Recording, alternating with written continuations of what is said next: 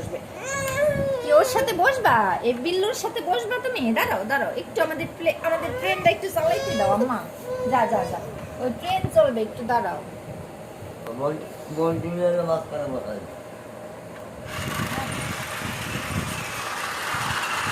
ওই তো বললাম না, আমাদের লাগানো ভুল হয়েছে, জিনিসটা সিস্টেম আছে না। সেই সেই